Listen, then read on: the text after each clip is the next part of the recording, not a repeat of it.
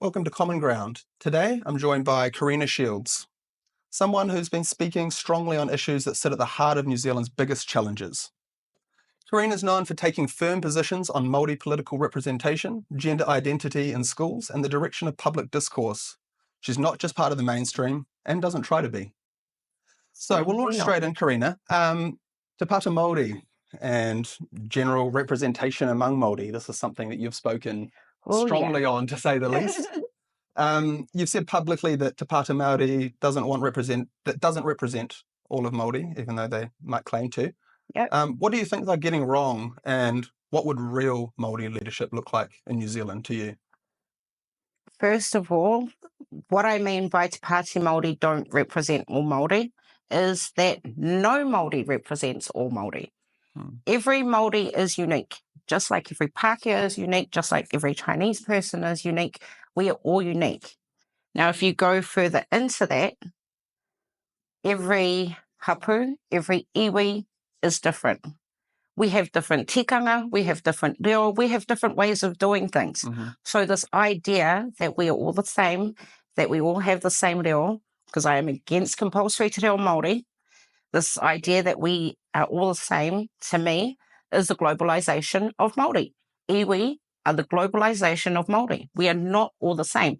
So this idea that Te Pāti Māori has that they represent all of us, I'm sorry, but no. I don't even speak for everybody in my own whānau. I'm not going to claim to. So for them to do it, no, we're not going to do that. How they go about doing things, they are activists.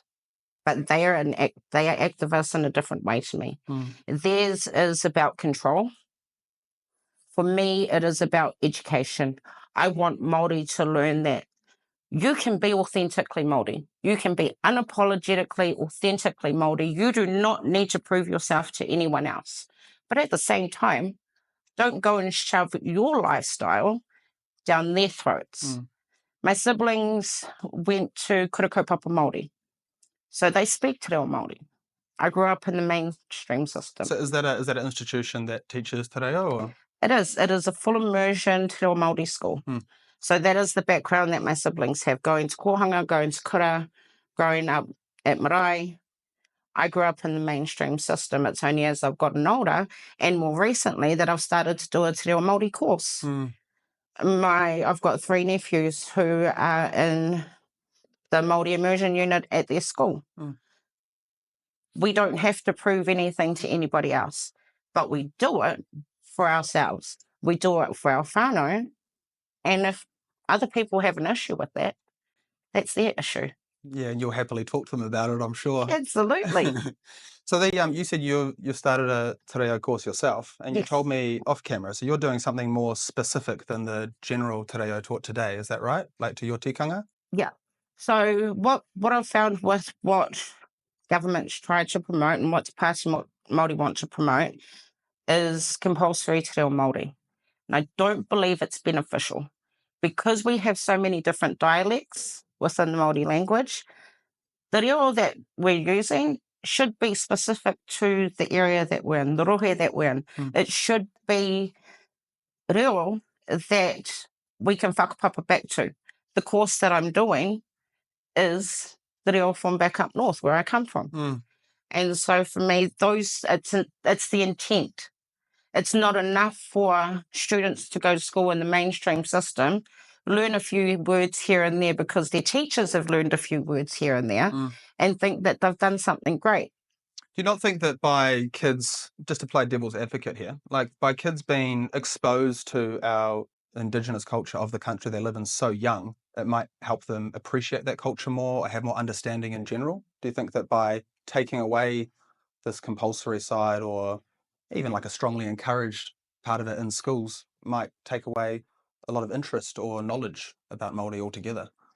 It depends on if the compulsory is the government bastardised version of te reo Māori. Right, okay. Because if it's not area specific, whose reo are we teaching to these students? So who would run it ideally then, in your view? If it wasn't like, so the government's got this bastardised version, what would be like a more pure version, do you think? And who would communicate that? Don't teach te reo Māori in mainstream schools. Okay, so you go to a full immersion, something like you're talking about. If you're going to learn Te Reo Māori, immerse yourself in the way of life, in the language fully, and learn everything there is to learn about the culture. Don't just use a few words here and there and think that you've done something great. Yeah, well, I suppose do these things come from Te Pata Māori, or is this all long-standing? This is long-standing. Labour have been pushing these kinds of ideas too with compulsory Te Reo Māori. They've been supporters of it, and they're left-leaning parties, so they're always going to go after that vote of those that they think are beneath them. Now, see, for me, if we took away compulsory Te Reo Māori and we invested in kura kaupapa Māori and made bilingual units in schools, we would be able to redirect some of the money that's been used on compulsory Te Reo and invest it in those that actually want to learn the language. Not everybody wants to, and that's okay. I don't need everybody in the country to learn Te Reo Māori because I'm learning Te Reo Māori. Just to have the resources available if they want to. Yeah, that's fair enough. leave the resources for those that want it and stop trying to shove it down the throats of those that don't. Yeah, well, do you think that's having an adverse effect the other way on the general New Zealand population? It is, because people are having it shoved down their throat. They don't want a bar of it. And in turn, what I'm seeing is that people that have followed me over the last couple of years are more and more disliking Māori, not because I'm Māori, but because of how crazy Te Pāti Māori are with their stuff, that now people are saying things that they want to blame all Māori. Yeah, well, seeing them speak in Parliament yesterday and giving those speeches, it made it quite clear that really they're not speaking for Māori or anyone really. No. And it looks like they were there as a very rare showing. And they're not often there, and they spent the whole time yelling and trying to drown out other ministers who were there representing the voters and the taxpayers. I found it atrocious. And the thing is, that never had to happen. No. Yesterday never had to happen. Pene Henare was another one that did a haka that day. He faced the Privileges Committee months ago. He showed up and actually did it? He showed up, he did it, and his punishment was to apologise. Okay. And it was over and done with. Well, see, that's fine, I think, because you do have, obviously, a cross of cultures, as long as someone can pull forward and say, all right, I accept this was not the place to do that. Yeah. And they can do a haka. This idea that they can't haka in the house is wrong. Okay. They can haka in the house. Because there seems to be a general sort of consensus that, in general, that was like an unacceptable thing, because I think Jerry Brownlee, the speaker, was saying that the house is a chamber of the Crown. Yeah. So how does that work in? So you can haka in the house. It's been done before. You just need to let the speaker know beforehand. Okay. So there is a process to go through to do the haka. They didn't follow the process when they did the haka. They didn't follow the process when the Privileges Committee called them to come. They wanted to change the rules there, and they've been defiant the whole way through, and that's why they've ended up with the punishment that they ended up with. Is it a severe one? For me, I would say no, because their antics since they've got back in 2023 have been atrocious. You've got Hannah in the house during her maiden speech talking about she will die in the house for mokopuna. Not once have I heard them name one of the tamariki that have been killed in this country. Wow. Yes. Every 5 weeks, a child dies in this country at the hands of their own whānau. Wow, is that right? Every 5 weeks. And not once have I seen Te Pāti Māori do a hikoi for those babies. Why? When Māori is so overrepresented in these statistics, in child abuse statistics, in child murders, why are Te Pāti Māori not doing anything? Why do you think they're not? Because for them, it's all about money. And it has been since COVID. So by admitting that there's this issue of children dying, will that affect their gravy train? Yes.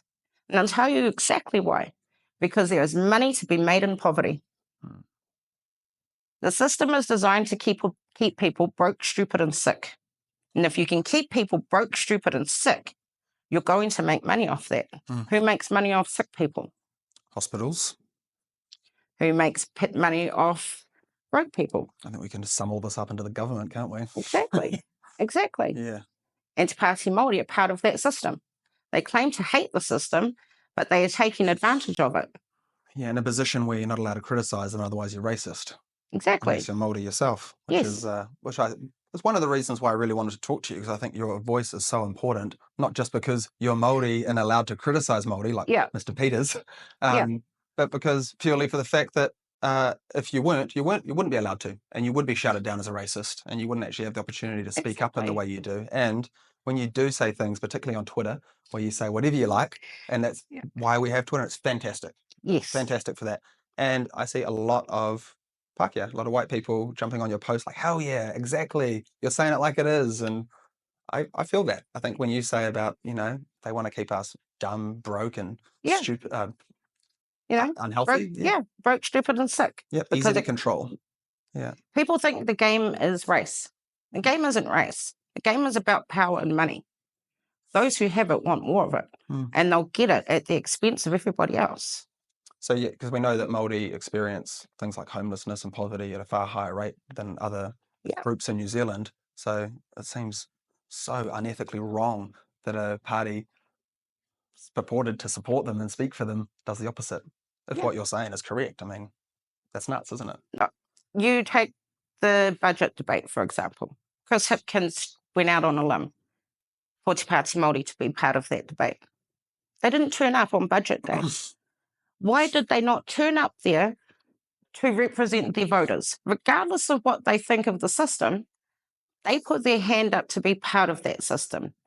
They have people that voted them into those seats. Whether I like those seats or not, the fact is they exist. They should have been in that house to represent those people that put them in those positions. And they weren't. And too often they are not in the house when they're meant to be. I went down to Wellington in March to do a submission. The Te Pāti Māori MP never turned up. This is with a group that you're a part of? Yes, WMK? with Manawahine Kōrero. We did a submission at Parliament, and I went down. Saukuts Ferris didn't turn up for select committee duty. So if these people aren't turning up for the mahi that they're meant to do, how are they representing the voters? And do they have is there any repercussions for that? Can they just not show up? Obviously they can, because they're doing it and nobody's doing anything about it, So that's, even if there was a rule, no one's enforcing it. Nobody's enforcing any rules. The corruption with Te Pāti Māori runs deep. So do you know about John Tamahere? Please elaborate, go for it. So he is the party president of Te Pāti Māori. Even now? Yeah. Okay. He is also the CEO of Waipareira. Okay. Now, Waipareira has received millions upon millions Hundreds of of millions, right? Well over 100 million. Yeah, okay. Since COVID. And what do they set, like, just to give everyone context, what do they supposedly do? What were they set up for? So they do a whole bunch of community services around health and just a whole bunch of different things. But health is one of the main ones that they do. And they do food grants and things like that. But they came out really rich from COVID. When you can go from, I believe it was around $8 million in cash and cash assets in 2017 to over $100 million by 2024. How did you get that much money when everybody else is suffering so badly financially? So it's just large grants that aren't being distributed, basically. Well, there was, I believe, $900 million in Māori-specific funding for COVID. How do you justify that? That's a question for Jacinda, and I'd really love to ask you. I'd love to know what the numbers for the rest of the population were. Because if you're spending $900 million on 17%, supposedly, of the country, then, man, our bill overall must have been huge, unless it was imbalanced. Exactly. And so there's a lot of questions to be answered around this money. For me, I believe that John Tamahere has that money because they were paying people out for COVID jabs. You think he's taken it personally? He went to court for the details of Māori, the private details, so he could contact them to go and get jabbed. I know that for a fact because I was one of them. I'm in Waipareira's catchment area. So what happened? They rang me, asked me about going to get jabbed. I said, no, thank you. Ring me again in 3 years when you've got more evidence. They rang me back again. So take my number off the list because I've already told you no. And then we had Cyclone Gabrielle. Who, sorry? Cyclone Gabrielle Oh, right, in yes. 2023. Yep. And I got a text from my Parental to do a weather check-in. Make sure you stay safe, da-da-da. And at the end of that text was 2 hashtags. Hashtag stay safe, hashtag get vaxxed. Oh. Now, how's a vax going to save me during a cyclone? Against the strong winds. Exactly. And so those are the numbers. If you see some of the investigations that Andrea Vance has been doing around Manurewa Marae, one of the short codes that they had is that short code that I've got on my text. Ah, right. Yeah. So there's a lot of corruption that's gone on. You take into account the census stuff, John Tamihere going to court for the private details of unvaccinated Māori, the amount of money that Jacinda was handing out, hand over fist. These are the COVID loans that were given out? COVID loans, right. Education money, all sorts of things she was giving out money for. You think there was an ulterior motive to all that? Absolutely. There's always an ulterior motive. What do you think hers was in COVID? Globalization. Right. Everything comes back to globalization at the end of the day. They want a one world government. It's pretty clear from recent international politics. Anyone that didn't believe that would be starting to get an idea of what's happening. Because we've even watched, I mean, it's a bit off topic, but in Europe, you know, we've had a few populist right-wing people get voted in, and then the results are null and void, and that person has to flee the country, and then a left-wing puppet gets put in. Yeah. Sort of toes the regular line. Oh, yeah. But so your whole thing is about sort of trying to change things at a more base fundamental level, right? Is this sort of a core of your activism? Yeah. So basically for me, how this all happened initially when I started was because I was acting as the agent for my parents. They were living in a kind of order home at the time. And healthy home standards had come in.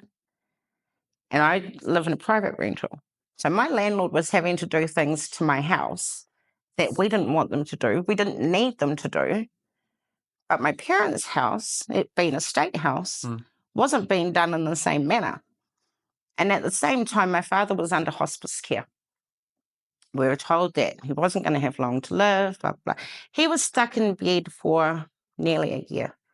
It took me a year to fight kāinga ora around their housing obligations as landlords. This needs to be done. I need the bathroom done. The toilets are leaking. All sorts of things were going on with the house. And it took me a whole year to fight to get them to do any work. And the only reason that I made any progress with that was because I got Brooke Van Velden involved. And so ACT Party. She's from the ACT Party. So she got involved and she went back and she was asking questions of Megan Woods. And there's actually video of Megan Woods in Parliament admitting that kāinga ora had to apologise to my father. Really? Okay. So good result. Good result. It was a pity that it had taken so long for things to move.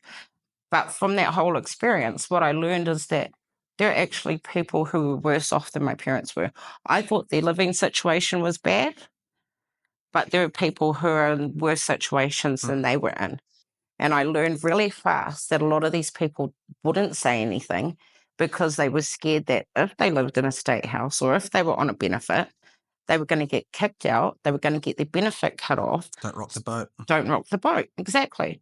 And so I went, I don't live in a state house. I don't collect a benefit. Let me run my mouth and say some things and let me learn some stuff along the way. So I learned a whole bunch of stuff about housing, landlords' rights and things. And I started telling people, take kāinga ora to tenancy tribunal, file against them, go and get wins to pay for it because they will help pay to take your landlord to court. Is that right? Wins will. The wins help to pay for that. Wow. I learned that on this whole journey. Like, it's only a $20 filing fee, but if you can use the system to fight the system, why not? Yeah, big time. Yep. You know? And so I was teaching people how to use the system against itself, basically. And then everything just kind of snowballed with COVID, and then Albert Park happened. Yeah, so the connection there, so going from sort of starting to give free advice to whānau and friends and things to Albert Park. So Albert Park is, you know, what you tell it, what happened at Albert Park? Why were you there and how did it go down? So I had seen what was happening on the news with Posey Parker. And what year was this? 2023, Okay. she came here. And so she had gone to Australia first. Posey Parker being an activist herself. Yep. And so I found out that she was coming here. I went, I want to go. Because by then I'd lost all faith in the media, nor faith in the police. I don't trust either of them. So I was like, I'm going to go down to it. And Posey's just a trans rights activist, isn't she? She's a women's rights activist. Yeah, but she crosses over a lot, really, right? Well, according to some people, she advocates for women's spaces, safe spaces for women. So, so I've got confused there. I thought Posey was the other way around. Okay, cool. Yeah. Carry on. Yeah. So she covers women's rights. And so she was coming to do this event. Now, her events work. She's not actually the speaker. She opens up the floor to let women speak and tell their stories. Okay. And so in the lead up to that, Chanel Lau was racking up everyone to go down to Albert Park and tell her what they think of her. And it turned into craziness. And I got stuck in the middle of that craziness. So I managed to capture a video that day of them breaking through the gates. And this is Chanel Lau. So who is she? He is non-binary Fijian guy, young guy, who's been working with Chris Hipkins. He worked on relationship and sexuality education. He's a trans activist. So why was he? So he was pushing against because she was wanting woman in woman spaces. Yeah. He was saying that was okay. Gotcha. Yeah. And so he was writing up the whole country. Now, he had a job with the Herald at the time, and he was getting media coverage. So there was a lot of media coverage that was portraying Posey as this Nazi and bad person and things. So I was like, don't believe that. Going to go see for myself. And it turned into chaos, absolute chaos. I had gone down as part of a group of people. We all got split up. So I caught the video of the guys breaking through the fence. They surrounded the rotunda. We got caught in the middle of it. And all I remember is this woman had her hand on my shoulder. And her hand was shaking. She was visibly upset. And I just said to my husband, we've got to go. We've got to get out of this crowd. So we all just linked arms because we had no choice but to, because all the argy-bargy that was going on was absolutely insane. We managed to get out of there unhurt. Unfortunately, not every woman did. There were some women who got hurt, and one woman got hurt, but police didn't press charges because they said that she entered his space even though she was a warden that day doing her job. Right, so she was trying to keep control and she got assaulted. Yeah. Right.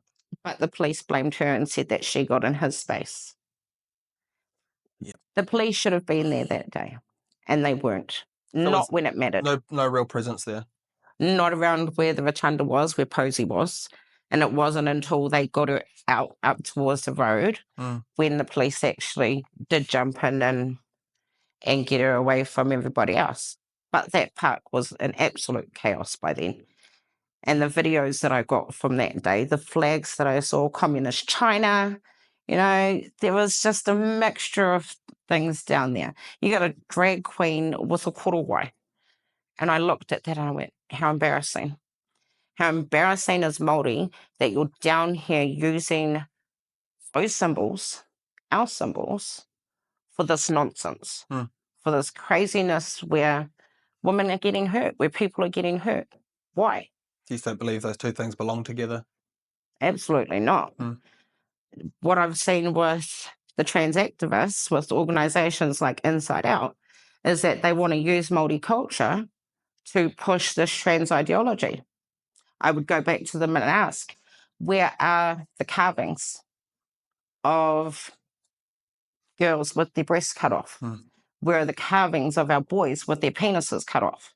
They don't exist. Where are the haka that celebrate trans people? They don't exist. All been caught up in the be kind and caring, isn't it? And you know who suffers the most out of this? Is the gays and the lesbians. Yeah, and the children getting mutilated. And the children. Yeah. So in that from 2023, I mean, I remember it being, it seems like since 2022 it's all been a blur. But since in 2023, do you see that as the peak of this whole trans thing where people are so polarized there on one side or the other? Do you think it's got more or less now or carried on the same? More people are peaking. Absolutely more people are peaking. And what I've noticed is that it's more middle ground New Zealand that are peaking. The average parent... Peaking, like picking a side and... Yeah. Right. They're finding out information that wasn't told to them before. There's a lot of studies out now. We kind of know what happens over 10 years when we do mutilate these young, confused children. Yeah, exactly. There's so much information out there. And so we've had all these parents who have been told that puberty blockers are reversible and they don't cause any harm, but it's taken some families to actually experience it for others to take notice and go, whoa, okay. Well, New Zealand sits as one of the highest rates of per capita use of puberty blockers for under 12s in the Western world, which is absolutely crazy. Yeah. And you wouldn't suspect it. We kind of think of ourselves as being grounded and down to earth as Kiwis, but that kind of thing just seems so far outside of what we grew up with. It is. It is very far outside what we grew up with. So you talked about Inside Out. So Inside Out does a lot of stuff in schools. At the moment, I think they're part of the Little Gay Out, as they call it. Yes, they are. Advertising with little boys and frilly tutus, advertising it. So what do you think of all this? Like, they really are trying to bring it into schools and, you know, involve it into the school curriculum. Kids are asked from a very young age now, sort of where they feel like they fit into this, you know, gender spectrum. Perverts. I think they're perverts. I don't care if a person is gay, straight, or bisexual. If you are talking to children about sex, you're a pervert. For me, I have an ECE background. I don't believe that we have gay children. I don't believe that we have early childhood education. Yeah. Right. I don't believe we have bisexual children, and I don't believe that we have trans children. What I do believe is that we have children who are trying to make sense of the world that they live in, and they need to do that without adult interference. I have gay cousins who are quite feminine. I have lesbian sisters, lesbian families who are quite butch.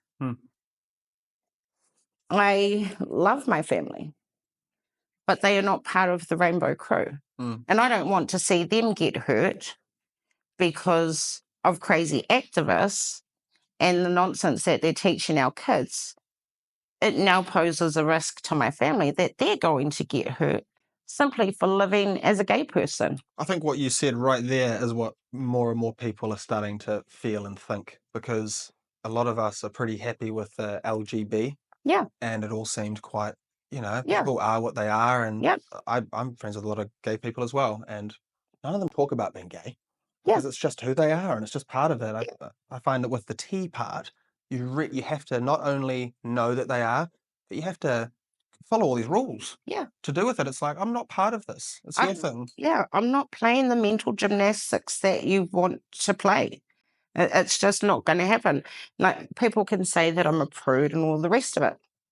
No, I've been to the drag clubs. My hen's night, I took a party bus of women to the family bar. So I've been to all the drag clubs. Corina, I don't think anyone's going to call you a prude. I think that'll be the farthest from it. In terms of that, so I've been there, I've done that, I've seen the drag queens, I've been to the Heroes Parade. I know what that lifestyle is like, and I know what my family are like. And they are hardworking, decent people. And I would hate to see any of them hurt just because somebody from the rainbow community is being targeted by crazies, because we have got crazies on both sides. Let's be honest. We've got extreme people on both sides. It's like what you said before. There are different Māori and different Pākehā and different everyone. It's just the crazy people are going to be everywhere, aren't they? Yeah. Part of every group. And I think, like you've said, really, Te Pāta Māori has taken that sort of reputation upon themselves and destroyed it. Yeah, they have. They've destroyed it. And it guts me on the inside, because I'm like, we are better than this. And there are so many Māori out there who are doing good. I've said to people before, the best thing that Māori can do is leave New Zealand and go and work overseas. Because if you go overseas, you don't have a government that tells you that you're a victim. You have to pull your socks up and work your ass off to make it, or you're not going to make it. But here, people are so used to being told that they're victims of the system and the system's going to pick up after them that they don't even try anymore. Because what's the point? Oh, you think it made people lazier and things like that? Is that absolutely right? Okay. What I've said is that welfare is one of the worst things that have happened to Māori. Yeah, we are a welfare state at this point. We are absolutely a welfare state. The introduction of welfare broke families. It made it easier for fathers to walk out of their children's lives. And it made it easier for mothers to kick fathers out of their children's lives. What do you think that is? Why would they? What do you think it's a plan to break up the traditional family? Or is it just absolutely? It is a plan. Because it goes back to that poverty thing. Yeah, okay. And making money.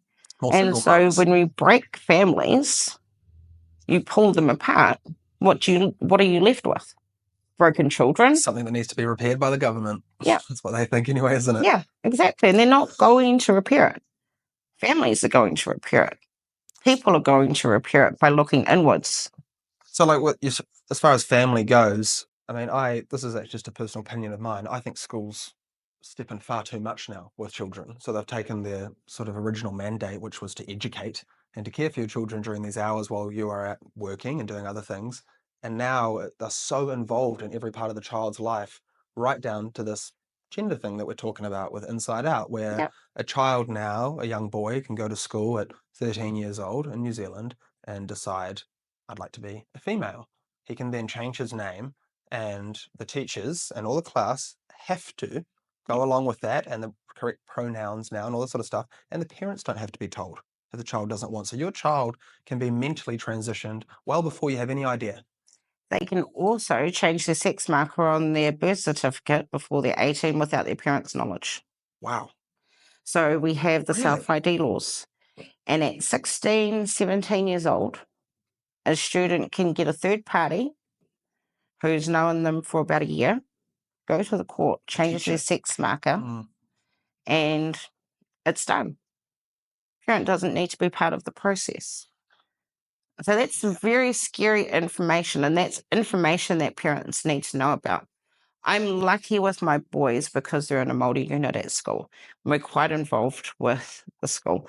I've told them straight up, I'm not letting him do RSC at school. It is my job to teach that stuff. RSC, that's sexual education, is it? Relationship and sexuality education. Okay. So there's a big difference between the sex education of the past and what they call sexuality education. So it's not condoms and bananas? No. Okay. So we need to go back to doing sex education and take the sexuality education out of it. And when would you start that? Like, when would you start sex education? Because we were saying, like, no one should be talking to kids about sex whatsoever. So when do we start talking about it?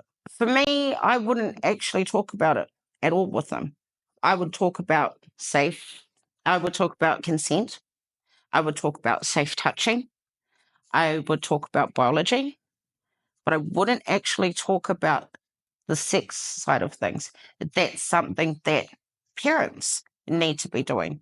I would be going back to the school and saying, why are you not offering sex education classes to the parents so that they can teach their children about sex? Yeah, that's a good point. Like my parents' generation probably didn't learn that at school at all. Yeah.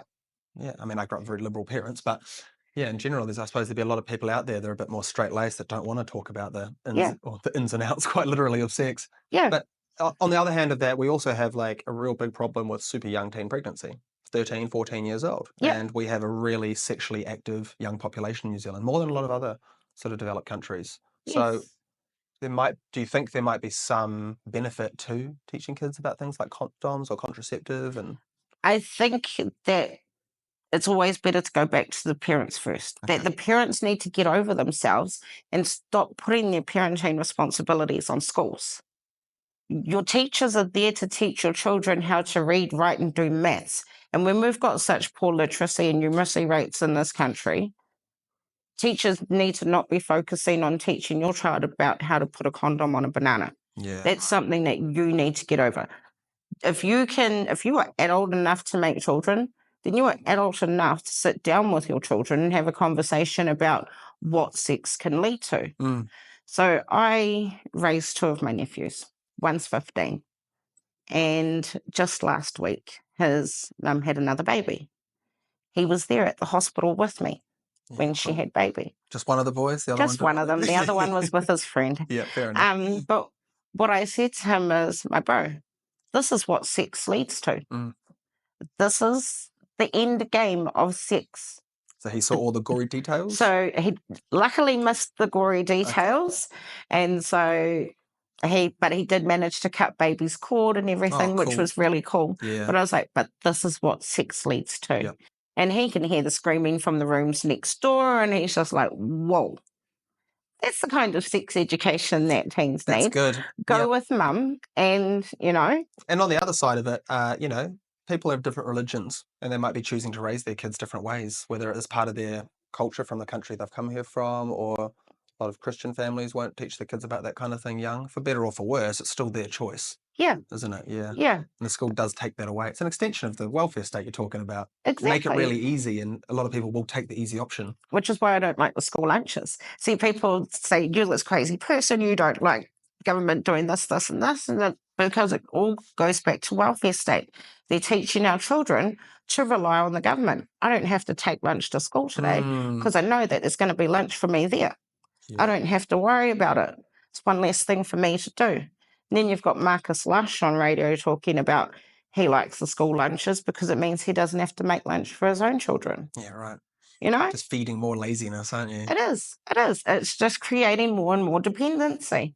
And it's just insane. Instead of doing something to actually fix the system, they're putting Band-Aids over issues and making them worse. Yeah, and I think that with food in particular for kids, a lot of people lack sort of nutritional education as well. Like, I know tons of adults who really have no idea about how food works in their body, or what's good or what's bad, or, people say, oh, it's every day about from 2 o'clock I have a headache. And it's like, how much sugar have you had today? How much water have you drunk? Because your body's just like a car that's getting fuel poured into it every day, and you're wondering why it's running along bumpy. Yeah. And then I suppose if the government comes along and says, here's some healthy, nutritious meals. Yeah. Yeah. It just makes life easier. Because even when I say it like that, it sounds something good, doesn't it? It sounds like, yeah, let's feed the hungry kids. That makes sense. Yeah. So, I mean, there's got to be an in-between there, because there are going to be some parents, no matter how much we try and tell them to step up, they're still not going to feed their kids. They're going to go buy meth or do whatever they do. Yep. So then, I mean, it seems like we should have some sort of safety net. We should have some sort of safety net. And for me, there's much better ways to do it. Don't feed all the kids. Feed those that need it.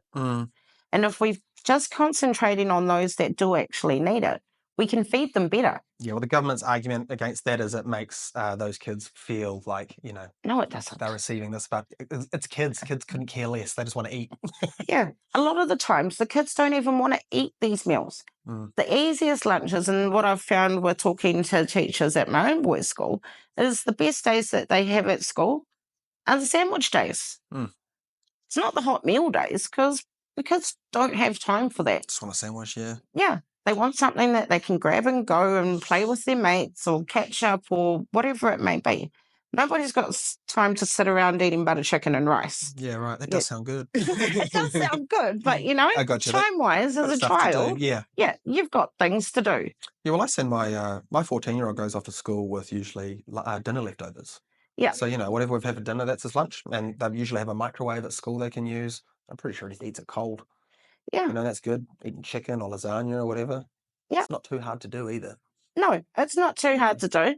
And, as long as we're making those options available, as long as parents are actually stepping up to the plate and parenting their own children, then they're going to start taking the power back from the government. And that's what we need people to do, take back their own power. That's a broader problem, though, trying to get people to care about their kids when we have such high rates of kids getting killed and beaten up. Like, we have to really dig down to why parents aren't looking after their kids, right? Yeah. And so what Te Pāti Māori's doing with all their theatrics just takes time away from solving the actual issues that we've got and the problems that need to be solved. Because everybody's in there talking about them instead of talking about, well, how do we ensure that the price of butter comes down? How do we ensure that more houses are being built so people aren't living in motels? And Labour spent $1 billion on emergency housing in 3 years. And that was during COVID. That was during COVID. Rotorua was a hotspot for emergency housing. But while that was going on, I got told that Tainui had empty houses on iwi land that were rotting. Well, why weren't those houses being used to house whānau when there are people living in motels in Hamilton? You know? So it's back to what you said about money, isn't it? It is. It's all just farming the dollars. It is. And so there were some motel owners that made millions of dollars during COVID from housing these people. Such a corrupt picture, you know, like it's... Because it's corrupt. Yeah, and if this sort of picture you're painting is true, and I can't really see many gaps in it, then it's worrying, and it's kind of makes you feel a little bit powerless in a way, because if there is this big corrupt system working against you, yeah, what do you do? Well, what do you do? You try and inspire people to get off their ass and do things for themselves. You don't let them play the victim mentality. You stop playing the mental gymnastics that people try and put on you. You give them your opinions and you tell them straight. And I think that's where we've come to now in society, is that so many people are scared to say something because of the things that have happened in the past, because people have been silenced and shut down. Do you get pushback on some of the more, say, controversial topics you post about online? I get pushback all the time. Yeah. I'm always going to piss somebody off. That's just a given. But you got a thick skin, obviously. You develop one because you have to. You have to get to that point of not caring about what others have to say about you. You have to get to that point where you just say what you want to say what you need to say, and then you move on. I fell into a trap of biting back far too often, and it ended up with a whole bunch of stalking and things. And so I've learned how to pull back. I've learned how to say things when I should say things and not say things when I shouldn't. And so you just learn to develop a thick skin, because if you don't, you're going to get consumed. Yeah. It's hard. Well, speaking of someone that I think surely has developed a thick skin, we see our ex-Prime Minister, Jacinda Ardern. She's just released a book, A Different Kind of Power. And it sort of caused a bit of a wave of reflection on her leadership from New Zealand. And I'd like to sort of say to you, what do you think of her legacy now that we've had a bit of distance from it and she's sort of rearing her head again? How do you see her legacy, what she achieved or didn't achieve, and what about the rumours of her possibly returning to politics? She won't return to politics. She's too scared. The legacy that she left New Zealand with isn't one that anybody else will ever have. She is the worst Prime Minister this country has ever seen. The division that she has caused in people, how condescending she is. She comes across, everything's very fake with her. And my biggest gripe with her was her 2018 Waitangi Day speech. And she stood on Māori land in front of the whole country and told Māori to ask her how she gave them back their dignity. How dare you, as a Pākehā woman, stand on Māori land and tell Māori to ask you how you gave them back their dignity? What was the context of that? She was talking about issues with Māori, about issues with our youth and with housing and different topics for Māori. And she's like, yeah, when we fix this, ask us how we gave you back your dignity. You didn't, because you didn't fix anything. And she said she got into politics to fix child poverty. She didn't fix child poverty. One of the poverty reports that came out, homeless children weren't included in it. How do you fix child poverty if you're not including homeless children in your reports? Yeah, that seems a little odd. Yeah. And was that brought up to them? How did they defend that? Labor have got this thing about changing the way they report information. They did it with the COVID stats when people were tweaking to all the people ending up in hospital and how they were vaccinated. They started reporting different ways. Still seen as a wild conspiracy theory, by the way. Right. Yeah. To say that the COVID vaccine causes injuries is still seen as a pretty wild conspiracy, Yeah. even though I would say a lot of people are pretty clicked on at this point. Yeah. Yeah, it's the trustworthy people from the government and Pfizer, you know? Yeah. It's kind of like... When someone claims to be the source of truth, the one source of truth, don't believe them. Yeah. Don't believe anybody that has to tell you that they are telling the truth. So then, I mean, I agree with you. What I would say is that she's still popular here, quite popular. People really seem to like her. I mean, you see a lot of vocal push against her online, but you know, you talk to a day-to-day New Zealander and people remember her well. Yeah. I don't know if it's just the left wing of New Zealand, I'm sure, but she's, yeah, I'd say especially with the boomers, they like her. There is still that certain group of New Zealanders that still see what she did as being the right thing to do. It's the last generation of people that believe mainstream media, I think is what it is. Yeah. Because, you know, the generation, the next one that came along, it was the first generation that goes, well, hold on, because this guy online who used to be the head of this said this. Yeah. So explain that, you know? Yeah, exactly. Like Dr. Peter McCullough, people like that coming forward, and it's like he's just so clued up with a narrative that's opposite of the mainstream that you have to think, well, he does seem like he knows what he's talking about, so you at least have to listen to it. Yeah, exactly. But, yeah. And that's what they don't want happening. They don't want conversations like this happening, because when conversations like this happen, real stuff starts to come out. Yeah. And they don't want to do that. And that's what I've found with the stuff that I've come across in the past, is that people have wanted me to be quiet. Because I say so much, I didn't even realize for a long time how many people are actually aware of me. Now, I got into a bit of a thing with Moana Maniapoto one day. With what, sorry? With Moana Maniapoto from Tell with Moana. Okay, yes. Yeah. So I got into a bit of a thing online with her, and she turned around and she's like, I heard that you used to be really good. And I was like, oh, really? I've not heard anything good about you. Like, so I wasn't actually aware of how many people knew me. Like, I found out that Patty Gower was following me on X, and I'm like, interesting. Yeah. And so I'm finding out more and more that there are people within politics that are listening to the things that I say. Yeah, I saw Liz Gunn. I saw, you know, because we're talking about her recently. I saw that she follows you, and I thought there's quite a few people that are probably sitting there just gathering little bits of info. And Yeah. And so it's been an interesting experience. Like, I'll sit there sometimes and I'll go through my followers list just to see who's keeping an eye on me in mainstream media, and there's been politicians. And what does that feel like to you? Does it like sort of having maybe more people than you realise hanging off your words? It makes me laugh, actually, because I'm just like, I'm just me. I'm just me. I sit at home, I say these things that everybody wants to say, but nobody's got the guts to say them. I'm not trying to be anybody special. I don't want to be anyone special. I just want to live my life without government interference. Which I think is probably what makes you a good activist. Yeah. I mean, I don't think I'll be the first one to ask you, do you think you would lead this into a life in politics yourself?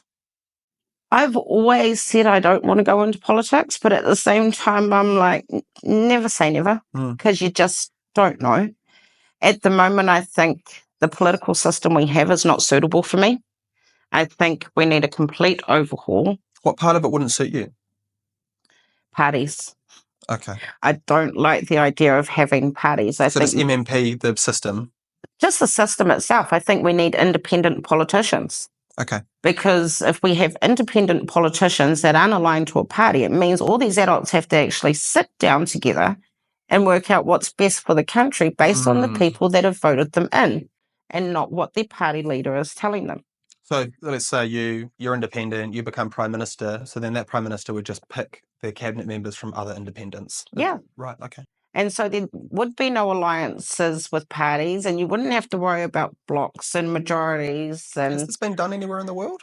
I have no No, I idea. was just trying to think if that is a system that works. I suppose, like we're talking about globalism, I suppose most of the parliaments are going to be very similar throughout the world, aren't they? Yeah, yeah. They Like, are. I think that the Americans have a far better system than what we do because they decide who is going to be the candidate and who is going to be the president.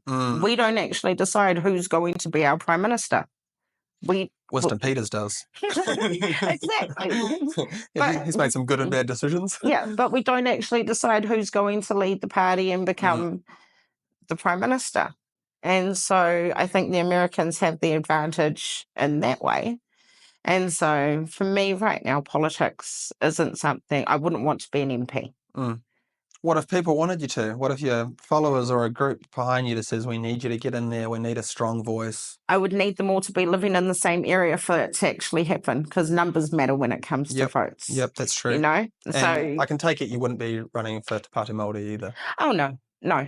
I think we need to get rid of the Māori seats. I don't think that they're beneficial to anybody. When they were put in place at a time that they were needed because voting was so much harder back then. And so harder for Māori specifically? Harder just in general, even for women. Okay. No? Right, of course. Yep. And so there were only certain people allowed to vote. And so we got the Māori seats in, and they were beneficial at the time.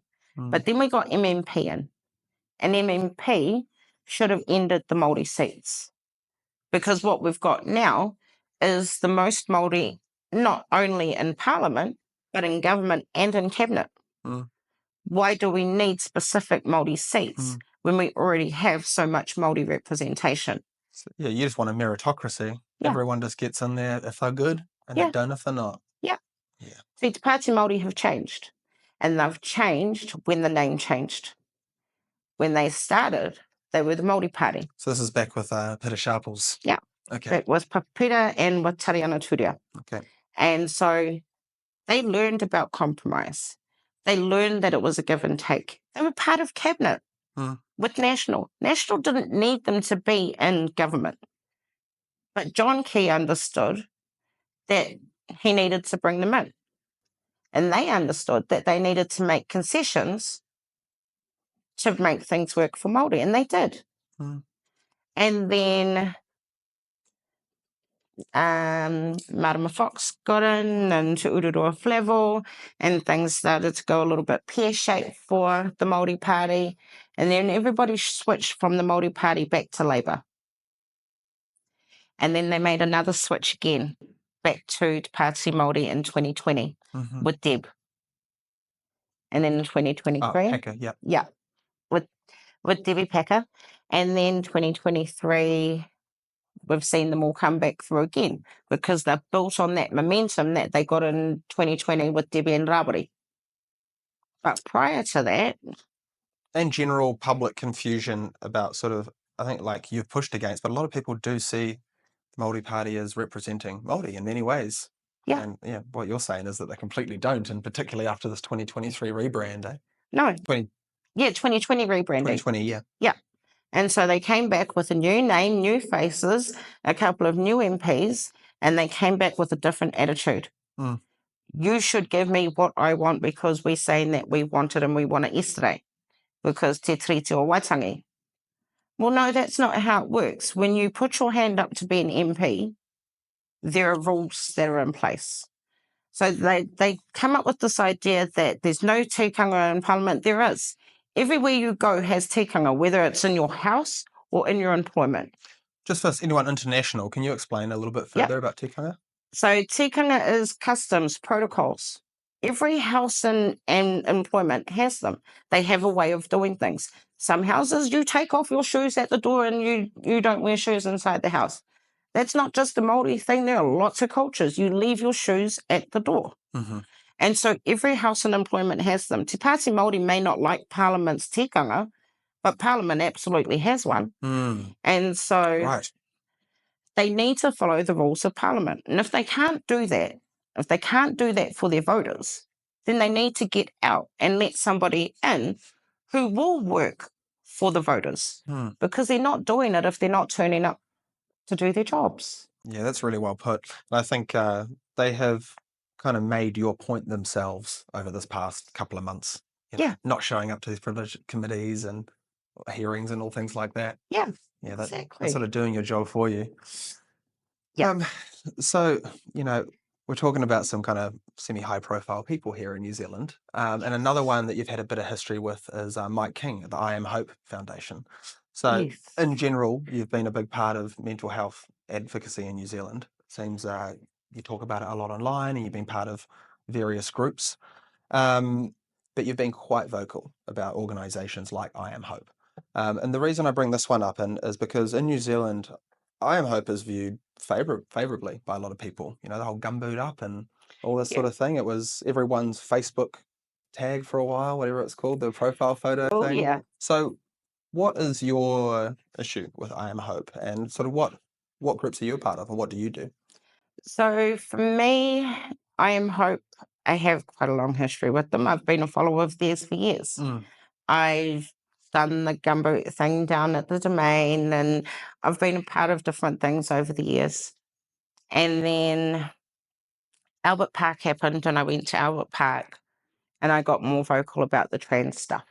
It sounds like Albert Park put the fire in you with all this, doesn't it? Yeah. And so I was talking about a lot of the trans stuff that was going on, and Mike didn't like that. And I had to sit, because at that time I had already planned to shave my hair off at the end of 2023 for Gumboot Friday. And so after Albert Park went down and I saw some of the comments that Mike was making, I had to sit with that for a while.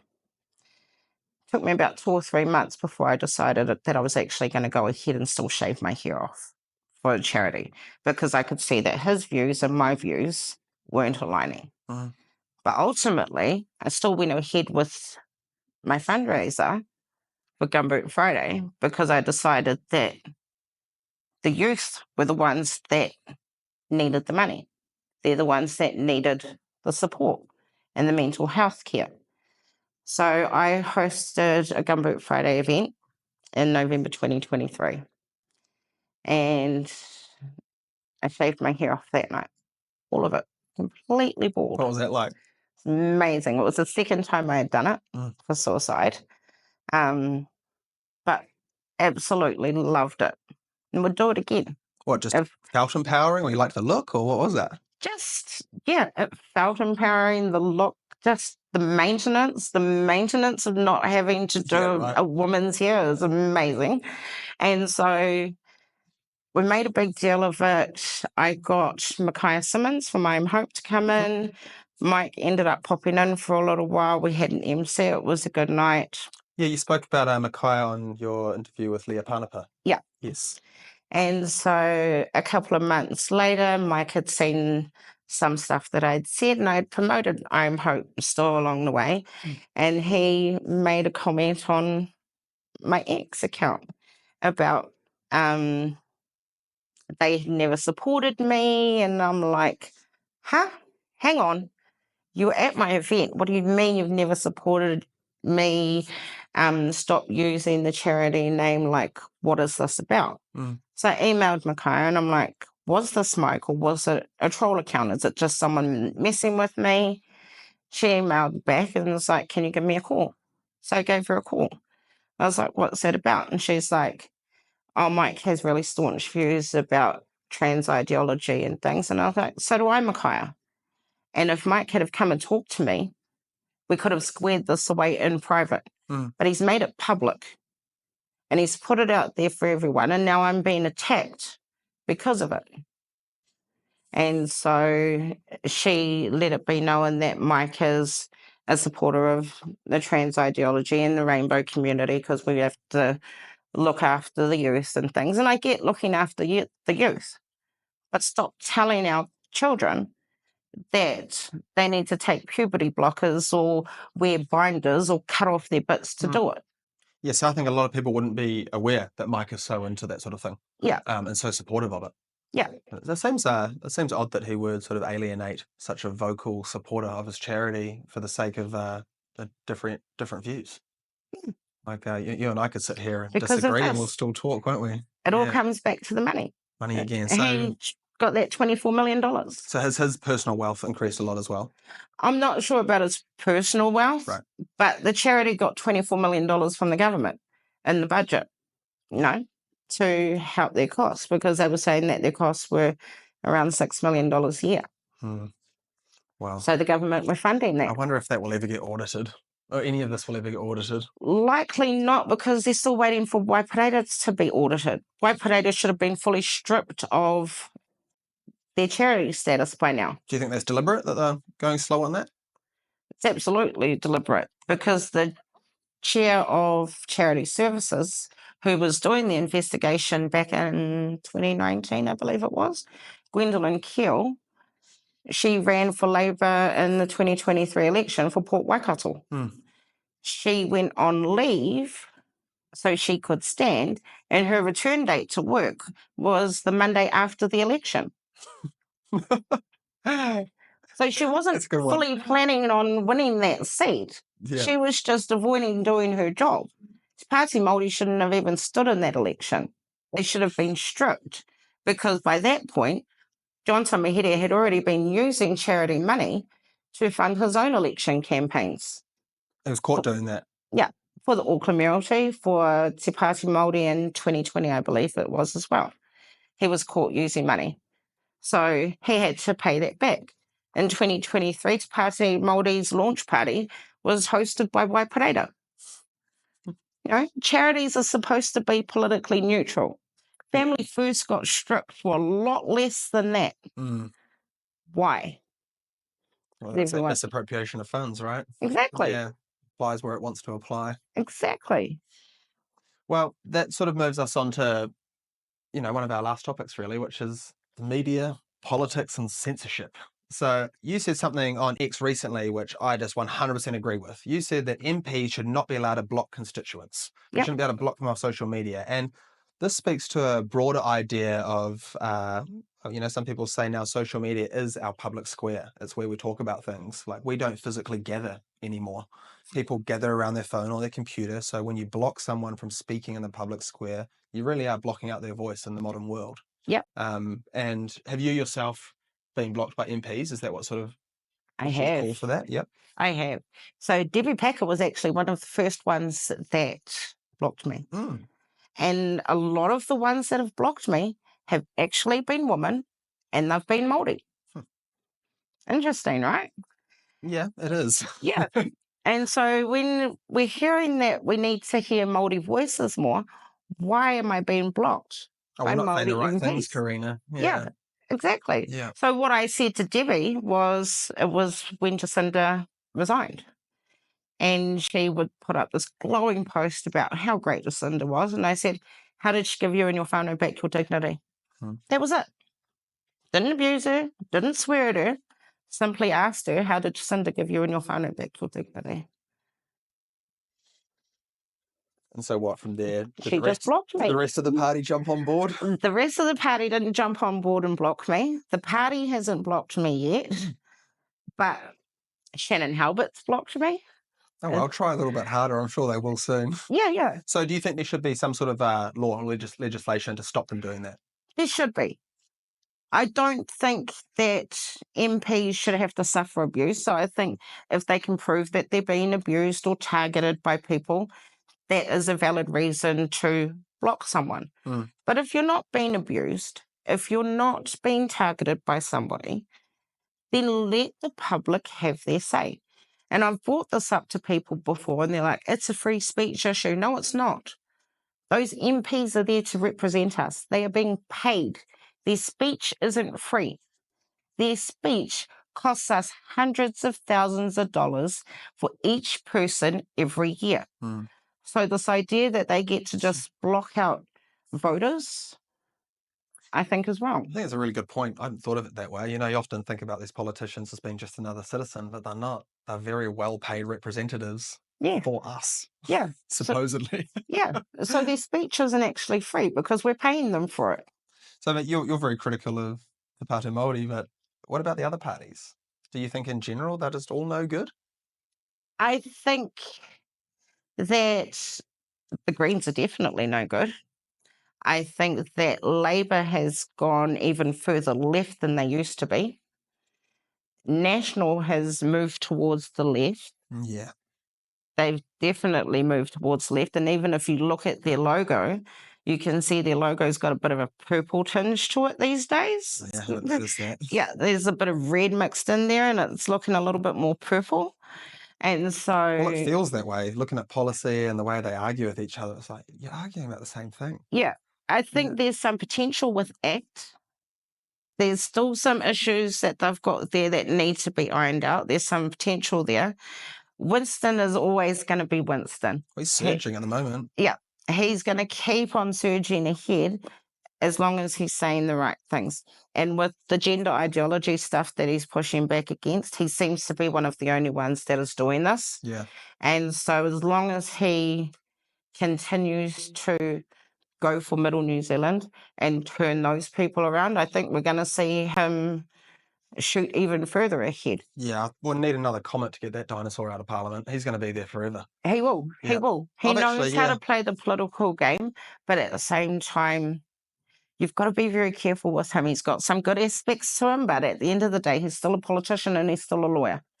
Yeah, right. Is he a lawyer? I didn't know that. He's a, he's also that a lawyer. does make a little bit of sense. Yeah. Yeah, I find him hard not to like him, and he doesn't, not that I agree with everything he says, but just because when you watch him talking, like, especially yesterday, I watched him talking and I thought, oh, that's just a Kiwi bloke up there. Yeah. He's just talking saying, well, that's not right, and that's not right, and you should be quiet. And, I thought, well, yeah, finally. Yeah. Someone's standing there just being a person. Yeah. He's got that very cheekiness about him that there's quite a few Māori out there that have this real cheekiness about them and they can say certain things. And he does. He plays that card really well. With a twinkle in his eye. Yeah, yeah. And you can see it and you know what he's doing and he knows what he's doing. But it's fun to watch. And he keeps everyone on their toes. And somebody needs to keep everyone on their toes. At 80 years of age, this man is keeping people on their toes that are half his age. He can run circles around them. He's the hardest working man in the house. Yeah, well, he said it to the party yesterday, to Te Pāti Māori. He said, I've been here even as the foreign minister, travelling all over the world. I've spent more time in this house than the whole party put together. And he's done mahi with whenakupa. He's got a record that Te Pāti Māori doesn't have. Doing its job. Doing things, not just talking. So, the group you're part of, MWK, you want to tell us a little bit, like, just to wrap up, tell us a little bit about them and what the group's doing, where you're going, like, sort of how people can find them and support them? So Manawahine Kōrero is a group of wahine Māori who speak about gender ideology issues, speak about social issues. And I actually came across them as a result of Albert Park. So Landy, one of the co-founders, she reached out to me after Albert Park and she asked how I was doing after everything. And we arranged to meet up. And we have developed an awesome friendship over the last nearly 2.5 years. I've become a member of the whole group. And so at different times, depending on life, there could be a petition going on, there could be submissions going on with Parliament. So we've all done at least 1 or 2 submissions through Parliament, speaking to them, because we were quite adamant about doing oral submissions so that politicians can actually hear what we've got to say and not just read the words that we're sending through. And so very vocal about gender ideology and protecting Māori culture, because I can see how the culture's being used to hurt children, to push these trans ideology issues forward. We can see groups like Rainbow Inside Out, what they're doing, and the Glossary. Yes, so the article that I shared with you. Yes.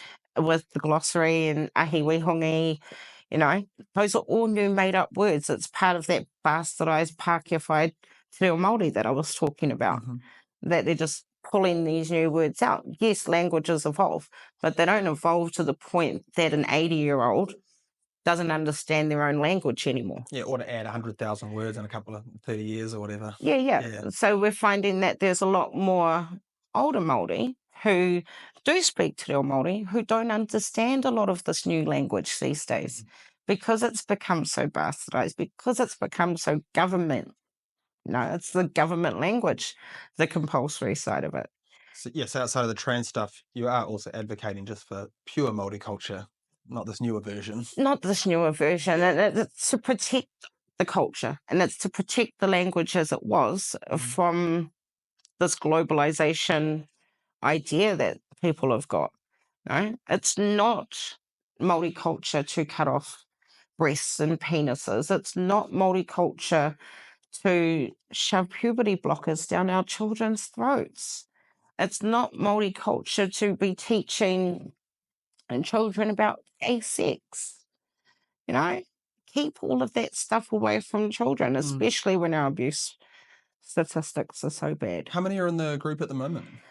So there is, 3, 4, 5, about 6 of us at the moment. And you're looking to grow it? Eventually, I would say so. So there is the Manawahine Kōrero website, and we're just going through a bit of a change with website addresses. So I won't give that out yet, but go look up Rex Landy. Well, yeah, I was going to say, Guy Landy. you can tell us how to find you as well. Yeah. So Auntie Hey, if you're on X. I don't do much TikTok these days because I found that's a really toxic platform. It is a good platform to talk to youth. Yeah, I was going to say it's mostly kids, really, isn't it? Yeah. Yeah. And it is a platform that is big for Māori, but I've seen how toxic it is, and it's not good for people's mental health if they're on it too long. So I've pulled away from doing that, but X is where people will find me the most. Well, we'll put your X handle down in the description and a few other things. But man, I think what you're doing is amazing. I really I want to see this group grow. I want to see you in Parliament, sitting there on the bench, yelling down other party members. They're fantastic. I know, I love the idea of it. I just think that the system needs to catch up to a place where I feel comfortable that I can go in there. Because I think I'd be one of those people that would get kicked out every day. I will buy the house and repaint all the walls before you move in. Maybe you're going to be the one that changes it. Corina, it's been an absolute pleasure talking with you. And thank you so much. Thanks for having me. I'd love to talk with you again in the future. Absolutely. It sounds good. Thank you. Thanks for that, Eli. Cheers.